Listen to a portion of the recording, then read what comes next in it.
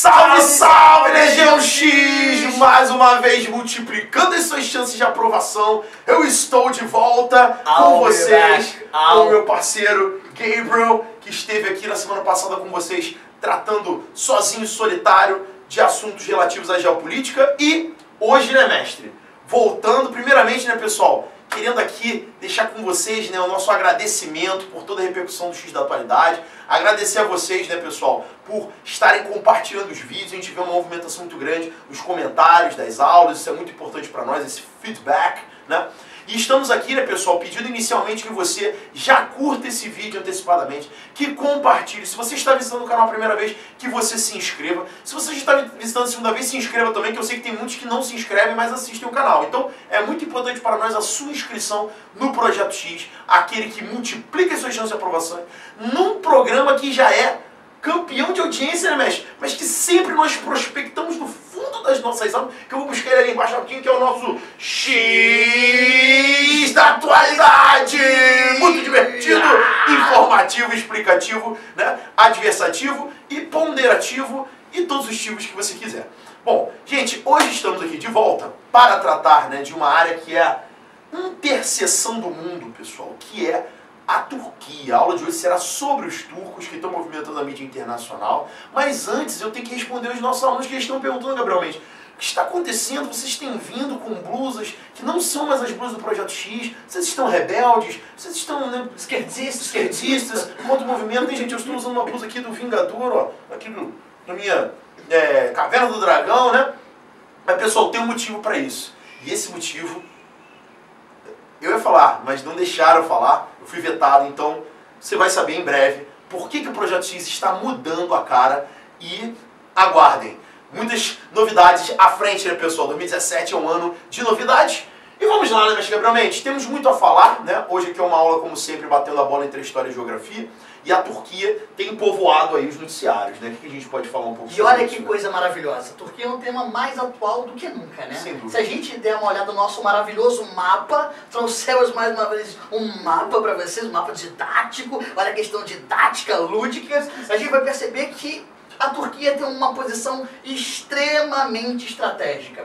Diante dessa importância estratégica que a Turquia tem, a gente precisa analisar o contexto atual. Por que existe tanta mobilização interna e externa em relação a esse país que tem uma origem muçulmana, mas um país que não se forma agora, né? Sim. É importante que, para a gente entender o contexto atual, como eu sempre falo nas nossas aulas do X da atualidade, que a gente vai buscar lá o processo histórico de formação da Turquia. A menina! Aí aquele momento tu começa a sentir uma arrepio na nuca, eu sei, né? Aquele momento tu começa a sentir aqueles calafrios. Pra cima deles! Aí o concorrente fica, nossa, você tem arrumado todos os argumentos diferentes, você tem melhorado muito suas redações. Gente, esse é o negócio, o caminho das pedras é o X da atualidade no Projeto X. Mestre, a Turquia, ela nos remete a uma questão imperial do passado, né? Muito Nós bem. temos aí toda uma trajetória, né, histórica turca, que vai ter uma série de oposições com vários países aqui na sua construção, né? Um passado de glória, inclusive, expansionista territorial. Lembrando, né, a região da Turquia era uma região estratégica em termos comerciais e econômicos no mundo há muito tempo. Se a gente quiser buscar na antiguidade, no período medieval, a gente já fala da importância dessa região. Lembrando que a atual capital da Turquia foi fundada ainda no Império Romano. Nossa. Lembrando, a Constantinopla atualmente Istambul. E desde então a Turquia, e principalmente a cidade de Istambul, tem uma posição importantíssima, principalmente em termos de trocas econômicas, trocas comerciais. Politicamente, hoje eles usam a cidade de Ankara, né, como a sede principal do governo, mas, né, socioeconomicamente, Istambul é o grande centro do mundo. Muito bem, exatamente. Diante disso, a gente percebe que, ao longo do tempo, essa região, e o primeiro ponderamento que farei é exatamente isso. A população turca, a origem turca não é, esse povo não é originário dessa região. Sim. Na verdade, a origem turca está ligada lá à região do extremo, na verdade, fronteiriça entre China e Mongólia. Nossa. É de lá que vem a população que vai habitar e ocupar essa região, principalmente ali ao longo do final do período da idade, do período da antiguidade para a Idade Média. E a partir daí a gente começa a ver a conformação daquilo que a gente vai ficar conhecido como Império Turco-Otomano. A gente está até fazendo uma reunião antes da aula, né, e estava conversando sobre isso, né? como é complicado falar dessa região, né, pessoal? E a Turquia é mais complicada ainda porque ela é a confluência exata entre a Europa e a Ásia, né? Como essa área aqui que perfaz o Oriente Médio, né, a Ásia Meridional, ela é complexa, né, pela variedade enorme de etnias, de grupos linguísticos, né, mas religiosos, né? Isso na cabeça do aluno às vezes confunde muito, né? O que é religião, o que é etnia, o que é língua, né? Tem gente que fala o árabe, mas é turco, mas é cristão. Então existe essa confusão na cabeça do aluno, né? Isso. E no caso da Turquia mais ainda, né? Devido a esse expansionismo do passado. Ou seja, existem traços da Turquia em muitos países, né? Muito bem. E isso vai trazer até um conceito que traremos para a nossa aula de hoje, para você aí tremer nas bases. Mas vamos entender. Até o início do século XX, então, nós tínhamos essa região formada pelo chamado Império Turco Otomano, que começa já neste momento, e mesmo no século XIX, o período dos impérios, o período do neocolonialismo, o aumento das disputas, dos conflitos, por exemplo, alimentaram uma disputa entre o Império Turco Otomano, o Império Turco e o Império Russo que existia naquela época. Isso é fundamental, por exemplo, para entendermos as relações geopolíticas que existem entre esses países atualmente. São países que são antagônicos, que estão em lados diferentes e que defendem ideais completamente diferentes. A partir da Primeira Guerra Mundial, que a gente vai ver a fragmentação, então, do Império Turco, Otomano. Lembrando que mesmo antes da Primeira Guerra Mundial, já havia movimentos dentro da Turquia, movimentos liderados principalmente por militares de baixa patente, chamados de jovens turcos, que já se mobilizavam no movimento nacionalista, que defendiam uma ideia de progresso, que defendiam uma ideia de moralização, que defendiam uma ideia de inserção da Turquia dentro de uma lógica muito mais voltada para o Ocidente. Aí você, criatura maravilhosa das forças cósmicas do universo, deve estar se perguntando, mas espera aí, professor, eu já ouvi falar de alguma coisa parecida com isso aqui no Brasil, cara. Na mesma época, cara. Exatamente.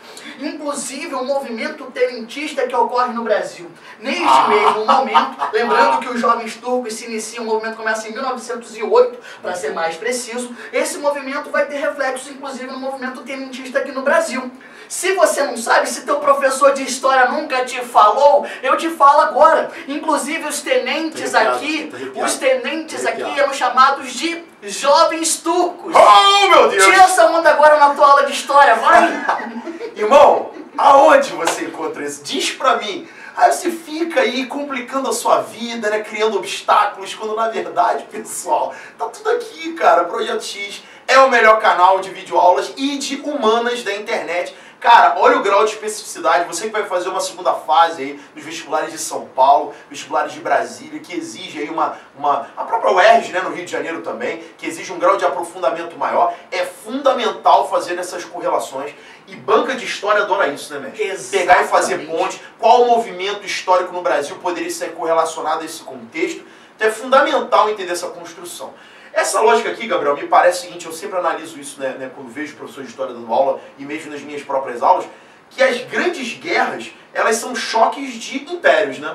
Ou seja, o império ele vai muito bem enquanto ele tem uma determinada atmosfera de dominação, porém quando alguém começa a querer fazer interseção ali com o espaço dele, tem choque, né?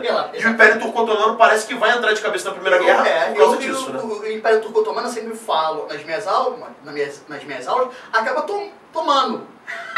Exatamente.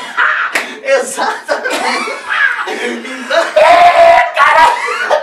Ó, daqui a pouco eu vou falar assim, o problema é que vocês brincam demais durante essa aula, vocês fazem essas brincadeiras e eu não entendo as brincadeiras. Gente, tomou, gente. O Otomano deixou, né? Vai bater de frente com aquela superpotência, até porque o Império Turco Otomano na Primeira Guerra Mundial já não estava no seu apogeu, né? Muito bem. Já estava no momento de declínio, né? O mestre Feitosa falou agora, é fundamental. Na verdade, muitos desses impérios já iniciam a Primeira Guerra Mundial num estágio de bastante déficit, bastante problema. Seja o caso do Império Turco Otomano, seja o caso do próprio Império Russo, que a gente sabe que no meio da Primeira Guerra Mundial vai ocorrer uma revolução russa que vai varrer ali, que vai transformar as estruturas da Rússia, o Império Austro-Húngaro, que é outro que se fragmenta, e isso alimenta dentro da Turquia um movimento que vai, de fato, levar a um novo momento da Turquia. Movimento esse que é iniciado a partir de 1919, um movimento que começa em 1919 e vai até 1923, ou seja, já ao final da Primeira Guerra Mundial, que é um movimento liderado por ninguém mais, ninguém menos do que Mustafa Kemal Atatürk. Exatamente, o pai dos turcos. Esse é um apelido, pai dos turcos. Aquele que liberta. Olha que coisa simbólica para a época, né? A ascensão de lideranças carismáticas, de líderes centralizadores. Aquele famoso, né? Joga a bola para mim que eu resolvo, né? Ou seja, os problemas sendo resolvidos pelo pai dos turcos. Exato. Que também faz alusão com alguns pais que você tem nessa época, inclusive no Brasil. Muito gente, bem, né? Quer dizer, chama-se o Kemal de o pai da Turquia moderna. Sim. De fato, a ascensão ou a revolução kemalista, assim foi conhecido esse movimento na Turquia, ele vai trazer uma série de questões fundamentais para a gente entender a Turquia com formação política, cultural e social da Turquia atual. Por quê? A Turquia é apontada como a primeira república islâmica do mundo. De fato, a ascensão desse movimento da Revolução Kemalista vai trazer uma questão que é fundamental. A Turquia quer se inserir na lógica geopolítica daquele momento, mas não dentro de uma estrutura cultural fortemente influenciada pelo islamismo ou pela religião muçulmana, como acontecia em outras regiões do mundo. Na verdade, um princípio fundamental que vai estar à frente desse movimento na Turquia é justamente a ideia da laicização do Estado. Quer dizer, saindo daquela estrutura fortemente influenciada pelo islamismo, pelo Corão, e agora iniciando uma perspectiva muito mais voltada para a laicidade e muito mais voltada também para a defesa de princípios ligados, por exemplo, à democracia, princípios ligados ao republicanismo, quer dizer, dentro de uma lógica quebrando com aquela perspectiva do império e agora dentro de uma lógica de uma democracia liberal, dentro de uma perspectiva de mudanças importantes. Por isso que quando o aluno olha para a Turquia, ele tem certa dificuldade, Sim. que é uma outra questão que a gente vai trabalhar no bloco seguinte, que é a ideia, se existe islamismo, não existe democracia. Queridinho, tu vai continuar defendendo isso mesmo? Não tem como. Então, a Turquia, por conta disso, ela apresenta uma característica que é bastante diferente. E é nesse sentido que a gente entende, tanto é que o nosso quadro, o nosso mapa está assim para mostrar justamente a posição da Turquia dentro desse contexto.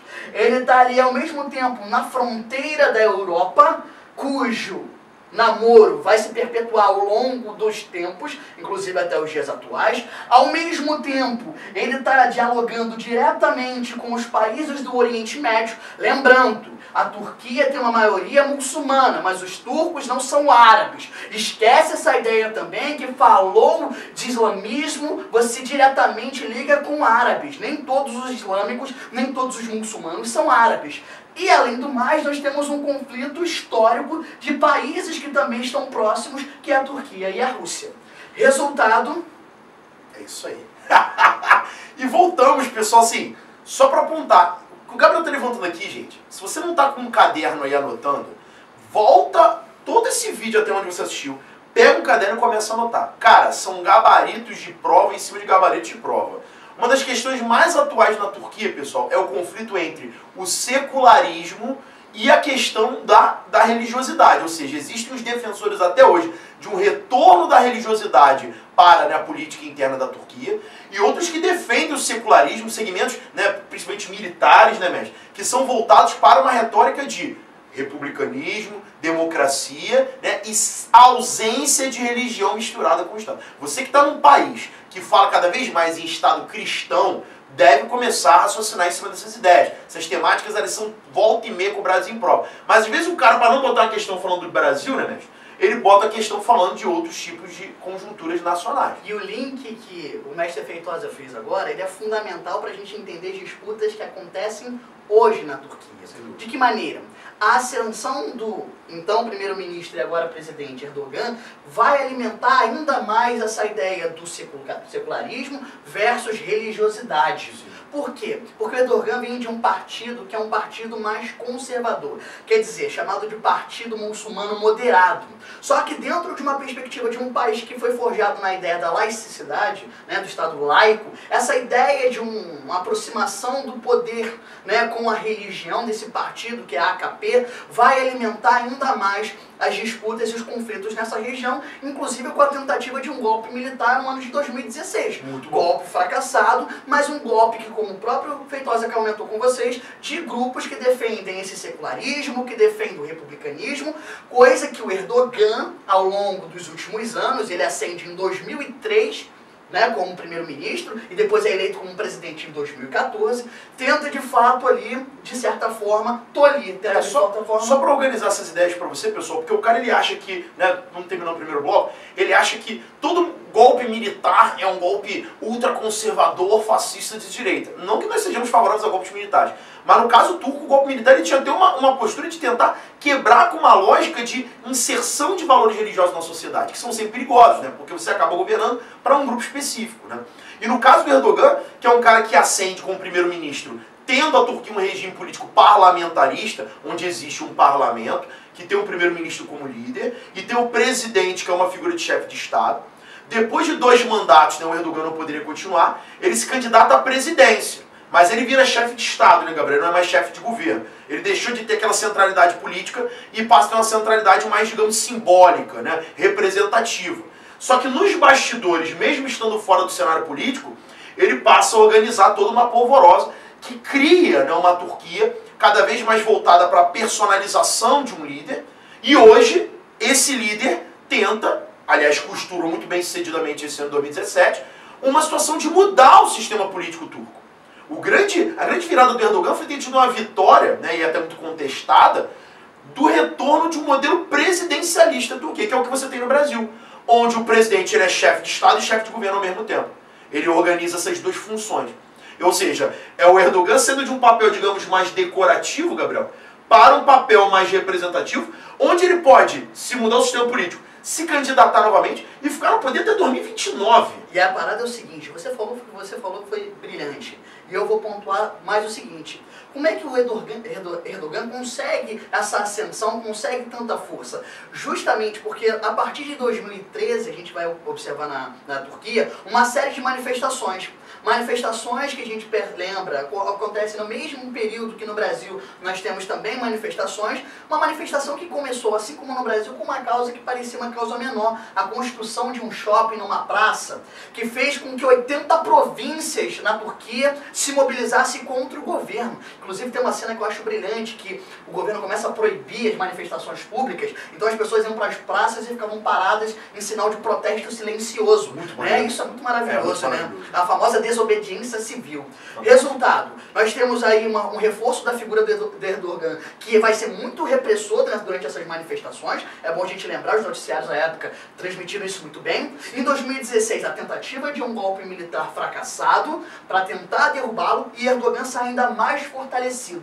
Em 2007, através de manobras políticas devido a esse fortalecimento, nós temos então, através de um plebiscito, isso é fundamental, a legitimidade da população, a legitimidade popular, o nosso amigo, exatamente, o Erdogan consegue aprovar 18 emendas para mudar questões políticas para que ele possa, entre outras coisas, reforçar a figura do presidente, criando na Turquia algo muito parecido que vemos em outra região do mundo, que é inclusive inimiga da própria Turquia, a Rússia. A ideia do superpresidencialismo. Aí, amigão, você tem que estar pensando, ué, mas espera aí, superpresidencialismo? Como é que países como, por exemplo, na Europa vão responder a isso? Vão responder com silêncio. Porque a gente vai perceber no próximo bloco que a Turquia tem um papel fundamental. Inclusive na chegada daquilo que para a Europa e a União Europeia, principalmente, é o grande temor, que são os refugiados. Olha aqui, amigão. Olha o corredor. Olha o corredor. Exatamente. E a gente vai entender de que forma isso aqui faz com que a Turquia consiga ter um poder de barganha, em termos políticos, bastante acentuado. As questões internas que levam a Turquia a esse momento atual, eles são muito importantes, para a gente entender quais são as medidas, de que maneira se organiza a Turquia internamente. Agora, no segundo bloco, a gente vai perceber a relação da Turquia com diferentes nações, diferentes países do mundo, com diferentes blocos, inclusive. Então, a necessidade é fundamental, e esse aqui que a gente está sentindo aqui, ó, aquele momento mãe ensinar. A gente está sentindo que pode ser cobrado aí nos concursos que se aproximam, para você que vai fazer a UERJ tão logo aí, beleza? Então a gente vai dividir para que tenha sentido, para que você entenda aí do outro lado. Eu sei que você é uma mente brilhante, a gente sabe disso. A gente sabe que você é iluminado. Mas a gente vai dividir essa segunda parte, fala. Tá bom. Ok. A gente vai dividir essa segunda parte da aula, para você entender, a relação da Turquia com na verdade 4 regiões diferentes. Né? A gente vai entender a relação da Turquia com a União Europeia, a gente vai entender a relação da Turquia com o Oriente Médio, a gente vai entender a relação da Turquia com a Rússia, e a gente vai entender, por fim, a relação da Turquia com os Estados Unidos. Só apontando, a Turquia faz parte da OTAN. Dá esse 360 na cadeira, por enquanto, que já a gente te explica. Então o que a gente vai fazer agora? A gente vai sair da frente do quadro, para que você brilhantemente dê o print, o famoso print, e consiga ali ter esse maravilhoso mapa. Dá o print, vai.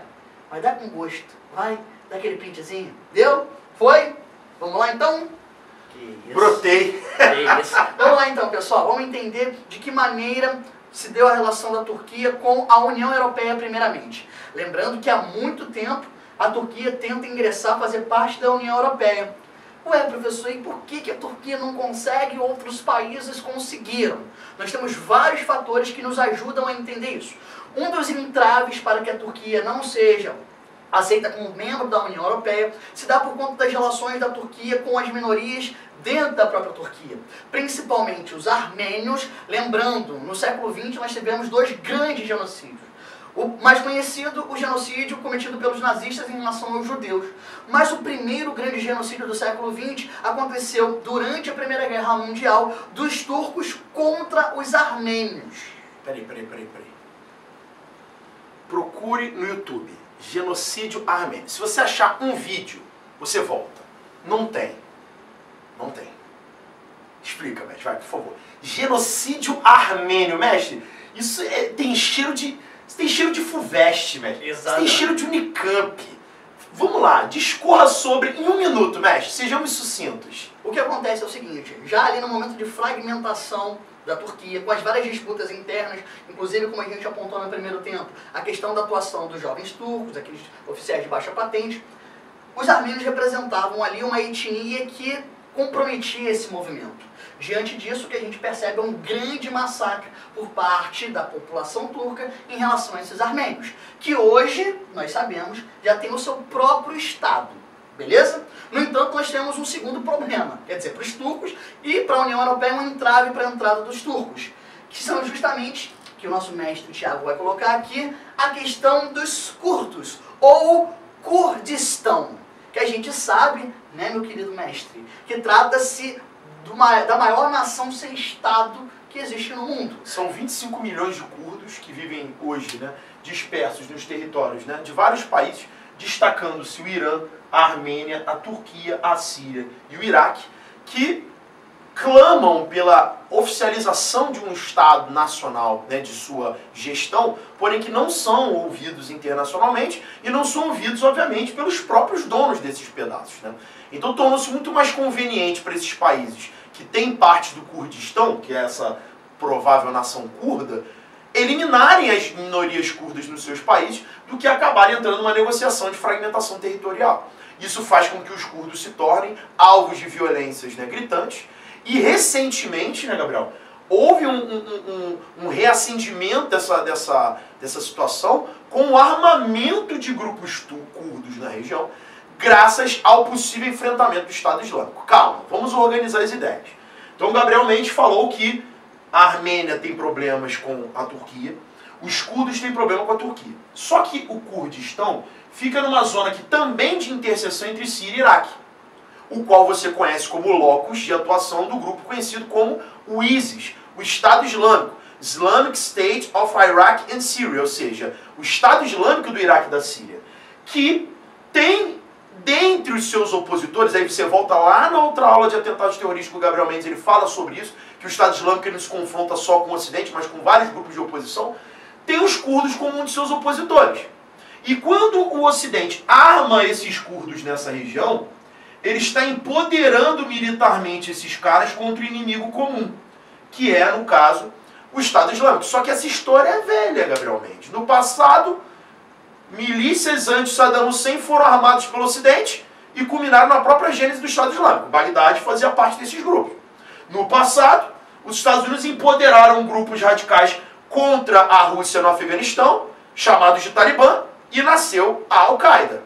Então isso não é novo, isso é antigo.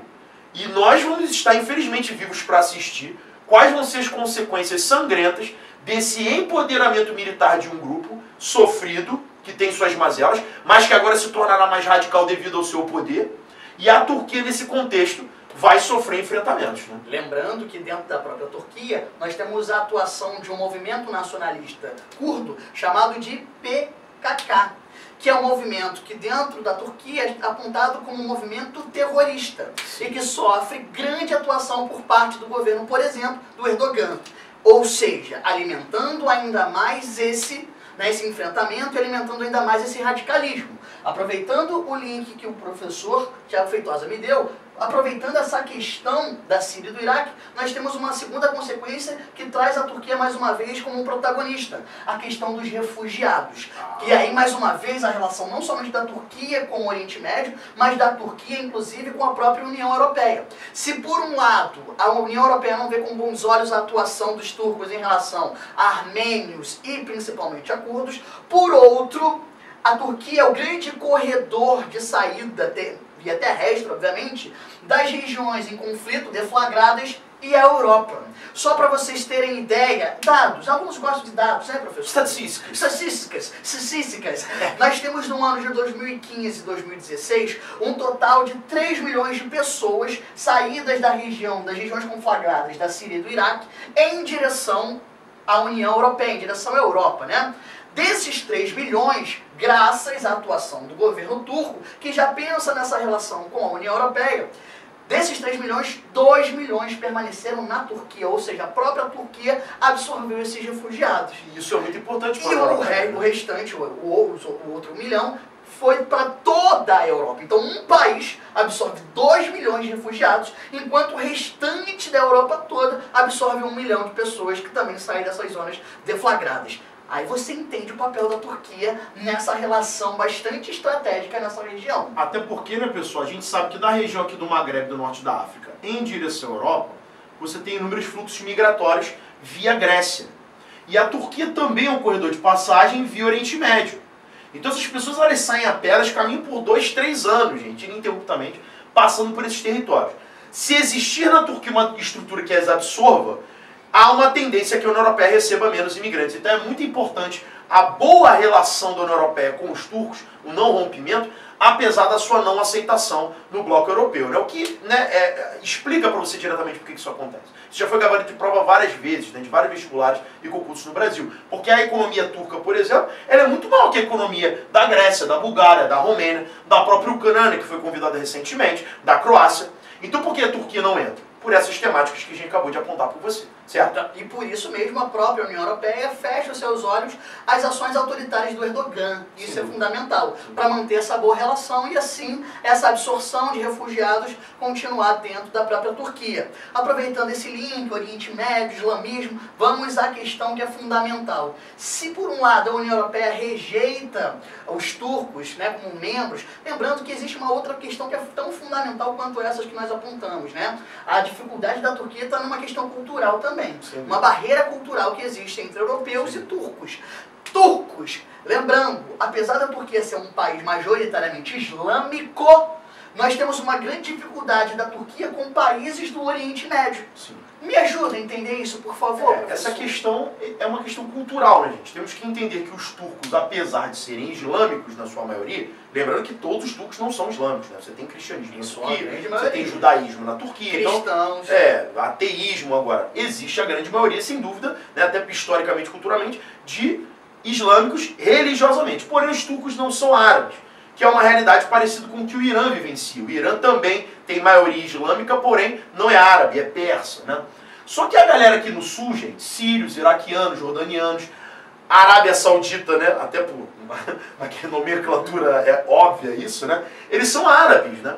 Então, etnicamente, não existe uma inter-relação entre esses caras, apesar, né, da questão religiosa ser associada. Então, a Turquia é um país que tem um passado glorioso de impérios, mas que não é bem recebido culturalmente pelos europeus ocidentais e também não é bem recebido pelos próprios habitantes do Oriente Médio, da Ásia Menor, né? Então, ela é um estranho ninho em vários contextos, né? Muito importante que o Feitosa falou agora.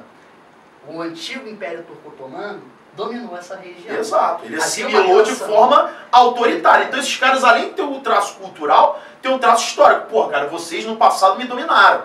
Eu não te aceito bem. É você conversar com um argentino sobre os espanhóis. Eles não têm uma boa relação porque existe um passado antagônico, né, de estrutura colonial. Então era um modelo praticamente colonial de dominação, de violência, de imposições, que faz com que eles não sejam bem aceitos, né? Então isso acaba gerando, né, uma relação difícil, potencializada por um radicalismo crescente na região, né? Justamente, lembrando, né, pessoal, da Turquia parte a grande maioria dos ataques à região do Oriente Médio.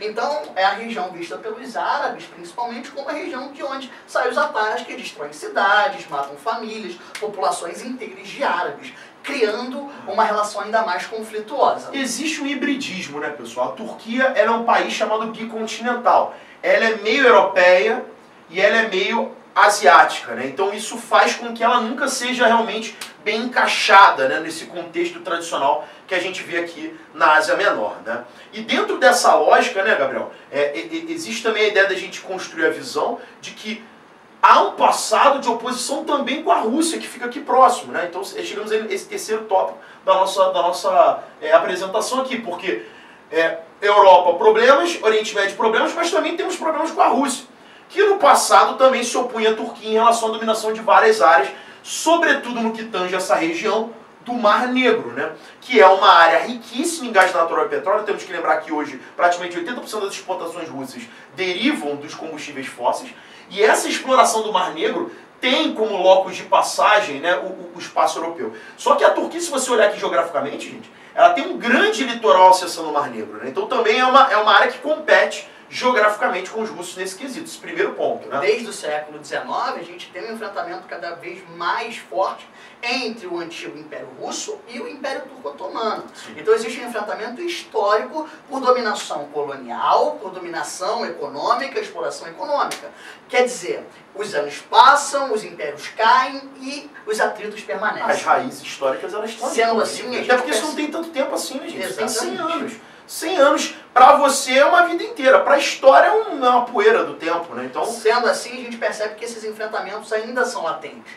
E aí, menininho, aquele momento que você vai chorar, que é um momento de você entender que dessa disputa, desses conflitos, existe ainda uma questão que é fundamental. chora! Primeiro, você vai ouvir falar agora de regiões que são pouquíssimo faladas, e segundo, vai entender um conceito que quase ninguém fala. Olha que bonito que eu tô te dizendo agora. Look at Olha this, que emocionante. look at this. Olha Gabarito de Word, look at olha this. aquele momento. Gabarito de Enem, look at this. Vai, Vamos vai, dividir vai. isso aí, vamos dividir, né? Vamos fatiar, vamos tornar essa aqui mais palpável. Como diria Jack Stripador. Isso aí. Vamos por parte. Amigos, prestem atenção nessa Desculpa, gente, região eu sei aqui. infantil. Prestem atenção nessa região aqui. Cazaquistão, Uzbequistão, Turcomanistan, Kirguistão, os famosos ZAN. Que Essa são aí- países que tem uma tradição, o professor de geografia gosta de falar muito isso, né? Não que seja uma regra engessada, mas países que terminam com esse ão, normalmente tem associação com o islamismo culturalmente. Né? São países onde o islamismo é muito forte, né? E aqui não, meus caros. Quer dizer, há uma relação, mas aqui é uma questão que é fundamental. Voltando naquela discussão islâmico-árabe, apesar de ter uma forte ligação com o islamismo, essa região não é árabe.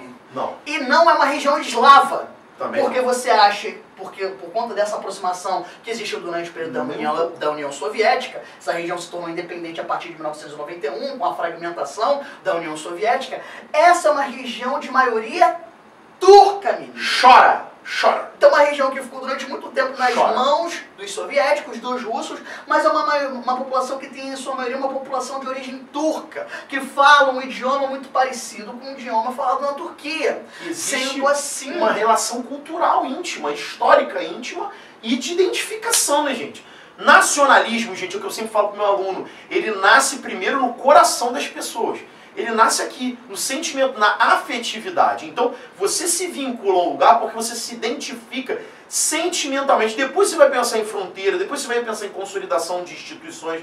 Primeiro o vínculo é afetivo. Então, se você tem um vínculo afetivo, isso legitima um sentimento nacionalista. E aí a Turquia, e principalmente a partir de 2010, quando houve a última tentativa de inserção da Turquia na União Europeia, o governo turco, Erdogan, tem um papel muito fundamental, começa então a alimentar a ideia de que essa região aqui, que é uma região que tem traços parecidos, deveria novamente, deveria se aproximar, criando uma ideia que você já ouviu falar muito. Vai. O PAN. O PAN você já ouviu falar muito, mas o panturquismo você não ouviu falar. Meu irmão, meu amigo, panturquismo. Marca esse X, meu brother. Panturquismo. Se cair Turquia, a chance de ser cobrado é enorme. O cara está evocando um sentimento nacionalista em países que estão completamente desconectados do seu território. Que é exatamente que quem faz também muito bem, mestre? A Rússia com o tal do quem? Do PAN também, né? Mas pan-eslavismo, né, gente? Ou seja, a ideia de também suscitar essa integração entre os povos eslavos de certas regiões. Então, os alinhamentos, né, mestre, entre Turquia e Rússia, apesar de serem opostos, né, geopoliticamente, eles são muito fortes, né? A gente vislumbra isso mais claramente, né? Uma identificação da figura do Erdogan, até na tentativa de estabelecimento político que ele implanta, com o Putin, né, presidente da uma Rússia. rota alternativa na visão de alguns cientistas políticos, uma rota alternativa, por exemplo, da questão energética. Por isso, os turcos também alimentam esse projeto, porque haveria uma aproximação inevitável, por conta dessa proximidade cultural, a ideia e a concepção do panturquismo. Quer dizer, são países que têm em sua maioria uma população islâmica, não árabe, de origem turca. Mas olha só, eu quero que você agora, preste atenção, vai aparecer na sua tela agora um mapinha, para a gente observar um pouco melhor essa bagunça aí. Olha só esse mapa. Então, pessoal, aqui a gente pode olhar esse mapa que está projetado na tela para vocês. E aí você percebe essa área em amarelo clarinho aí, que envolve desde a Turquia, passando pelos países ali como o Azerbaijão, indo até lá em cima no sul da Rússia, Cazaquistão, Quirguistão, Uzbequistão, Turcomenistão, Afeganistão, os países que o Gabriel mencionou, chegando, Gabriel, é impressionante, até a China, né? Ou seja, até na China tem gente falando turco, né? E aí, a partir desse mapa, fica muito claro como é que essa concepção do panturquismo, ele realmente fica bastante evidente ao olhar o mapa nesse formato. Então a ideia do governo turco é justamente reforçar ainda mais esses laços identitários, que é uma palavra também muito importante nos concursos atuais, esse laço de identidade cultural que existe entre os turcos e essa região, que por conta desse passado de dominação ligado à União Soviética e à Rússia... E você vê nessa linha rosinha tracejada aí, né? Exatamente. Você percebe que agora existe um contraponto, que é justamente a atuação desse movimento panturquista. É uma coisa que chama a atenção aqui também, Gabriel, é que existe essa grande faixa verde, não é a linha pontilhada verde, não, essa parte pintada de verde mesmo, que o mapa apresenta, e se pode olhar na legenda, como um mundo sunita. Então a Turquia e a população turcófona, né, ou seja, a ideia do panturquismo, esbarram diretamente, Gabriel, em locos onde existe a atuação dos sunitas. E no outro vídeo, né, me parece que você falou sobre isso, né? Como hoje a grande maioria dos ataques terroristas dos grupos radicais estão associados a um sunismo, né? É interessante falar sobre isso também, né? Exatamente. E o que a gente percebe, mais uma vez reforçando o que falamos no quadro anterior, do que a gente estava tratando aqui sobre a relação da Turquia com o Oriente Médio, sim, justamente da Turquia também servindo ali como uma barreira para a inserção também desses movimentos que cada vez mais, a gente viu na nossa última aula sobre os atentados terroristas, eles têm aumentado. Sim. Então esses movimentos radicais, em sua grande maioria, como eu comentei, de origem sunita, têm também como seu entrave de chegada à Europa também a Turquia. Sem dúvida, né? E só para a gente finalizar e voltar e aparecer no vídeo, né, que vocês estão com saudade, essa linha azul, essa linha aí, pessoal, não é na faixa azul não, a faixa azul é a União Europeia, né, onde você tem essa pinturinha azul. Mas a linha azul corresponde aos países da OTAN, que você vê que englobam, né, Estados Unidos e Canadá, os países europeus na sua grande maioria, e também a Turquia, né, Gabriel? Eu acho que pode voltar aqui pra gente, né, pra gente fazer essa análise, né, porque a OTAN, que é a grande instituição, digamos, geopolítica do século XX do lado ocidental capitalista, tem na Turquia um dos seus integrantes, Gabriel. E aí a coisa fica esquisita, né, geopoliticamente, porque é uma zona de confluência direta do Ocidente. Porque você até falou no outro bloco, né, de que a União Europeia ela não se fecha para a Turquia, ela meio que ignora o Erdogan com o seu autoritarismo. E isso tem um motivo também geopolítico, né? A OTAN faz parte dessa proposta. E se né? você percebe o roteiro das nossas aulas aqui do X da Atualidade, elas fazem todo sentido. Sim. Porque, mais uma vez, temos que falar sobre quem? Quem? Tony Trump! The orange is the new black, Trump! E você que fica bolado, pessoal, que a gente fala que ele é laranja, eu vou falar uma coisa pra você. Ele é laranja. Se tu ficar bolado, o problema é teu. Tu gosta do Trump, ele é laranja, pô, assume, tu gosta da cenoura, pô, o problema é teu, brother. Eu não tenho nada a ver com isso. O cara é laranja e é presidente dos Estados Unidos, mas vamos lá. Desculpe, eu tive que pontuar Mais isso. uma vez, assim que ele assume, ele fala sobre o papel dos Estados Unidos dentro da Organização do Atlântico Norte, que a gente sabe que foi uma aliança militar criada no contexto da Guerra Fria. Para você entender a inserção da Turquia dentro da OTAN, você tem que entender que de um lado nós temos os Estados Unidos e do outro nós temos a União Soviética, cujo um dos principais inimigos, ou um dos principais rivais, era a Turquia. Por isso que você entende esse país de origem islâmica inserido dentro de uma aliança militar pró-Ocidente. Por isso que a Turquia é membro e faz parte, não apenas militarmente, mas oferecendo o seu próprio território para a construção de bases ligadas à OTAN. Bases essas que são fundamentais, bem sabemos, nos ataques dirigidos aos grupos terroristas no Oriente Médio e atualmente, mais especificamente, na região de atuação do Estado Islâmico na Síria e no Iraque. Quem poderia imaginar? Ou seja, você só não pode ser ditador se você não for, né, amigo dos Estados Unidos. Se você é inimigo dos Estados Unidos, ditadura não. Agora, se você for o Erdogan, que é parte de um território fundamental para os interesses geopolíticos estadunidenses, você pode ficar até 2029 no poder, tranquilamente, que não vai ter problemas, né? Então, inclusive, o Donald Trump chama o Erdogan para conversar em Washington, né? Tem a famosa treta lá dos seguranças do Erdogan, que deram um boiachaca nos malucos lá em Washington, né? Parece que teve um movimento anti-Erdogan, né? Uma manifestação, os caras deram lá um mata-leão, quebraram o braço do cara e... Na Europa, até os caras falam, se o Erdogan vier aqui, não, esses sujeitos não vêm junto com ele. Então, assim, é uma figura truculenta, uma figura centralizadora que gosta de poder, mas que está aí no Game of Thrones do Ocidente, né, mas participa bem desse jogo e compõe um agente fundamental. Porque a gente fala muito de Israel, né? Israel fica aqui embaixo, essa tripinha aqui bem pequenininha. A gente fala que Israel é um lacaio dos Estados Unidos, mas a Turquia cumpre esse papel também fidedignamente, né? Resultado... ainda veremos, né? Ainda veremos. A ideia foi que a gente conseguisse dar esse panorama de um posicionamento da formação interna da Turquia, as suas questões internas e a sua relação no mundo contemporâneo, que vocês muito nos pediram, é importante deixar isso até no final do vídeo, né, Thiago?